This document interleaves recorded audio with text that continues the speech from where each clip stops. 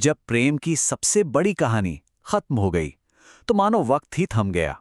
शिव वैराग्य में चले गए और उनके साथ साथ पूरे ब्रह्मांड का संतुलन ही बिगड़ गया। लेकिन कहते हैं ना, हर बड़े विनाश के बाद ही एक महानिर्माण होता है। तो ये कहानी सिर्फ एक शादी की नहीं है, बल्कि ये कहानी है प्यार की, अटूट संकल्प की और कैसे सृष्टि फिर से अपने पैरों पर खड़ी हुई। तो चलिए इस अद्भुत कथा में गहराई से उतरते हैं। ये एक लाइन, बस ये एक लाइन ही इस पूरी कहानी का कह सकते हैं कि सार है। सती का जाना, हाँ, वो एक कहानी का अंत तो था, पर असल में वो उस अमर प्रेम के फिर से जन्म लेने की बस एक शुरुआत थी। एक ऐसा प्यार जिसे आज हम सब शिव और पार्वती के पवित्र मिलन के तौर पर जानते हैं और पूछते हैं। तो सवाल ये है कि आखिर हुआ क्या जब शिव अपनी गहरी समाधि में चले गए। सोचिए जरा, उनके बिना पूरी सृष्टि जैसे बेजान हो गई। ऐसा लगा मानो मानो कायनात की धड़कन ही रुक सी गई हो। और बस इसी खालीपन का, इसी सन्नाटे का फायदा उठाकर एक ऐसी अंधेरी ताकत ने सिर उठाया जिसने तीनों लोकों के होने पर ही सवाल खड़ा कर दिया। इस टाइमलाइन को जरा ध्यान से देखिए। शिव का समाधि में जाना सिर्फ एक देवता का दुख मनाना नहीं था, नहीं, ये किसी के लिए एक सुनहरा मौका था। और इस मौके को पहचाना असुर ताड़कासुर ने। उसने ब्रह्मा जी से एक ऐसा चालाकी भरा वरदान मांगा जो लगभग अमर होने जैसा ही था। वरदान क्या था? कि उसकी मौत सिर्फ और सिर्फ शिव के बेटे के हाथों ही हो सकती है। अब ताड़कासुर का घमंड तो देखिए। उसे पक्का यकीन था कि शिव तो अब वैरागी बन चुके हैं, वो कभी दोबारा शादी करेंगे ही नहीं और इसलिए उनका कोई बेटा भी नहीं होगा, मतलब वो तो अमर हो गया। और बस इसी वहम में, इसी घमंड में उसने ऐसा कोहराम मचाया कि सृष्टि का जर्रा जर्रा कांप उठा। यहां तक कि देवताओं का सिंहासन भी हिल गया था। तो जब सब देवता पूरी तरह हार मान चुके थे, निराश हो चुके थे, तब उन्हें एक बात याद आई कि शिव को वापस लाने की ताकत सिर्फ और सिर्फ शक्ति के पास ही है। और बस यहीं से कहानी का सबसे खूबसूरत और सबसे ताकतवर हिस्सा शुरू होता है। हिमालय की गोद में खुद शक्ति ने दोबारा जन्म लिया। उनका नाम रखा गया पार्वती, यानी पर्वत की बेटी। और सबसे हैरान करने वाली बात पता है क्या थी? उन्हें शिव का नाम किसी ने बताया नहीं, किसी ने सिखाया नहीं। वो तो बस उन्हें जानती थीं, जैसे कोई पुरानी याद हो। बचपन में ही वो घंटों तक मिट्टी के शिवलिंग बनाती और उनकी पूजा करती थीं। ऐसा लगता था मानो उनकी आत्मा जन्मों जन्मों पुराना कोई भूला हुआ रिश्ता याद कर रही हो। सोचिए, सिर्फ 4 साल की उम्र थी उनकी जब नारद मुनि ने यह भविष्यवाणी की। ये सुनते ही उनके माता पिता का तो दिल ही बैठ गया। एक योगी जो शमशान में रहता है, वो बनेगा उनकी बेटी का पति। रानी मैना तो डर ही गईं, पर उस छोटी सी बच्ची की आंखों में डर का नामो निशान नहीं था, बल्कि उस दिन तो उन्हें अपनी जिंदगी का मकसद मिल गया था। पार्वती ये बात अच्छी तरह जानती थीं कि शिव तक पहुंचने का रास्ता राजमहल के ऐशो आराम से होकर नहीं गुजरता। नहीं, वो रास्ता तो आग का था, तप का था, अटूट इरादे का था। और इसीलिए उन्होंने सब कुछ, सचमुच सब कुछ छोड़ दिया और एक ऐसी कठिन तपस्या के रास्ते पर निकल पड़ी जिसके बारे में कोई आम इंसान सोच भी नहीं सकता। जरा उनकी तपस्या की गहराई को महसूस करने की कोशिश कीजिए। सबसे पहले उन्होंने राजमहल का सुख छोड़ा, फिर भोजन छोड़ा। शुरुआत में सिर्फ फल खाए, फिर वो भी छोड़कर सिर्फ पेड़ के पत्ते खाने लगी, और आखिर में उन्होंने वो पत्ते भी छोड़ दिए। सोचिए, अब उनका खाना सिर्फ हवा थी और उनकी ताकत, उनका अटूट संकल्प, उनके स्तंभ से पूरा ब्रह्मांड जैसे हिल गया। अब दूसरी तरफ देवताओं से सब्र नहीं हो रहा था।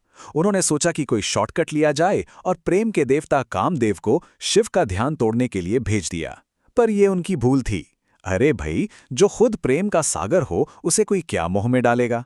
शिव ने गुस्से में अपनी तीसरी आंख खोली और कामदेव वहीं के वहीं राख हो गए। ये एक साफ इशारा था कि शिव को किसी बाहरी चाल से नहीं, सिर्फ सच्ची और गहरी भक्ति से ही जीता जा सकता है।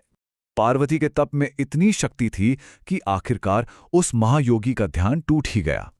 शिव ने अपनी आंखें खोली, लेकिन क्या वो इतनी आसानी से मान जाने वाले थे? बिल्कुल नहीं। उन्होंने खुद पार्वती के प्रेम की गहराई को, उसकी सच्चाई को परखने का फैसला किया। और ये प्यार का सबसे मुश्किल इम्तिहान होने वाला था। तो शिव ने क्या किया? वो एक बूढ़े ब्रह्मचारी का भेष बनाकर पार्वती के पास पहुंचे और उन्हीं के शिव की बुराई करने लगे। कहने लगे, अरे राजकुमारी, तुम अपनी जिंदगी उस अघोरी के लिए क्यों बर्बाद कर रही हो जो चिता की राख मलता है, गले में सांप लपेटे रहता है? वो तुम्हारे लायक कहाँ है? कमाल देखिए, वो अपने ही बारे में ये सब कह रहे थे। इस पर पार्वती ने जो जवाब दिया उससे ये साफ हो गया कि उनका प्यार सिर्फ बाहरी रूप रंग का नहीं बल्कि बहुत गहरा था। उन्होंने कहा, जिसे आप राख कह रहे हैं वो असल में वैराग्य की पवित्रता है, और उनका शमशान में रहना ये बताता है कि वो जिंदगी और मौत दोनों से ऊपर हैं। वो त्यागी नहीं, वो तो इस पूरी सृष्टि की धड़कन हैं। अब उस ब्रह्मचारी ने आखिरी और सबसे तीखा सवाल पूछा, चलो मान लिया, पर अगर तुम्हारी इतनी कठिन तपस्या के बाद भी उन्होंने तुम्हें नहीं अपनाया तो क्या करोगी? ये सवाल उनके प्यार की नहीं बल्कि उनके समर्पण की परीक्षा थी। क्या उनका प्यार बिना किसी शर्त का था? और पार्वती का जवाब वो सिर्फ एक जवाब नहीं था, वो तो एक ऐलान था। उन्होंने कहा, प्यार कोई सौदा नहीं होता जिसमें कुछ मिले या ना मिले। प्यार तो बस समर्पण है, और अगर मेरे प्यार में सच्चाई है तो उन्हें जागना ही होगा, उन्हें आना ही होगा, क्योंकि शक्ति के बिना शिव भी अधूरे हैं। बस ये सुनना था कि वो बूढ़े ब्रह्मचारी अपने असली शिव के रूप में आ गए, और उन्होंने पार्वती का हाथ थाम लिया। तो इम्तिहान पूरा हुआ। अब बारी थी उस दिव्य विवाह की जिसका पूरी सृष्टि सांस रोककर इंतजार कर रही थी। और हाँ, ये कोई मामूली शादी नहीं होने वाली थी। इस शादी की बारात आज तक की सबसे अजीब, सबसे अनोखी बारात थी। जरा अंदाजा लगाइए, दूल्हे की बारात में कौन कौन था? देवता या गंधर्व? नहीं, बाराती थे भूत प्रेत, पिशाच, नंगे बदन वाले योगी। कोई डमरू बजा रहा था तो किसी ने नरमुंडों की माला पहन रखी थी। अब इस अजीबो-गरीब बारात को देखकर पार्वती की मां रानी मैना तो लगभग बेहोशी हो गईं। उन्होंने चिल्लाकर साफ साफ कह दिया, मैं अपनी फूल जैसी बेटी की शादी इस भूतनाथ से तो कभी नहीं होने दूंगी। तब पार्वती ने शिव से विनती की और शिव ने अपनी लीला रची। बस एक पल के लिए उन्होंने अपनी आंखें बंद की, और जब दोबारा खोली तो नजारा ही बदल चुका था। राख की जगह करोड़ों चांद की रोशनी थी, सांपों की जगह खुशबूदार फूलों के हार थे, और वो डरावने बाराती, उनकी जगह अब दिव्य शांति फैली हुई थी। शिव के इस खूबसूरत रूप को देखकर रानी मैना और राजा हिमवान बस हाथ जोड़े खड़े रह गए। तो ये शादी असल में एक कॉस्मिक सेलिब्रेशन थी।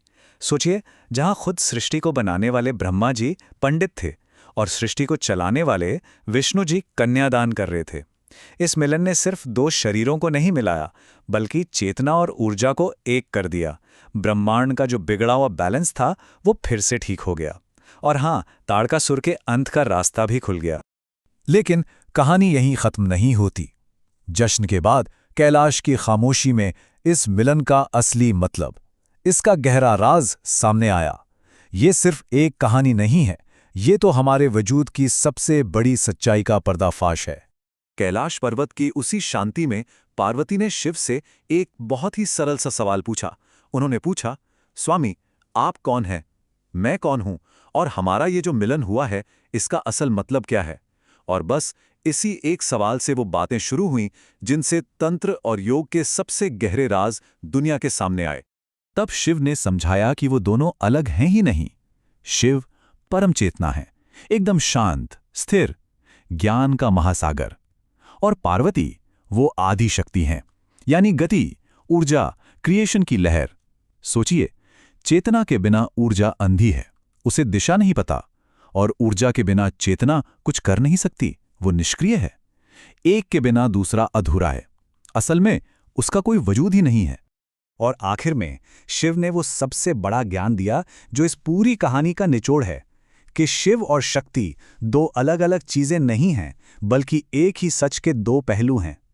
ये सिर्फ एक कहानी नहीं, ये हम सब के अंदर मौजूद चेतना और ऊर्जा के मिलन का जश्न है। हम सब के अंदर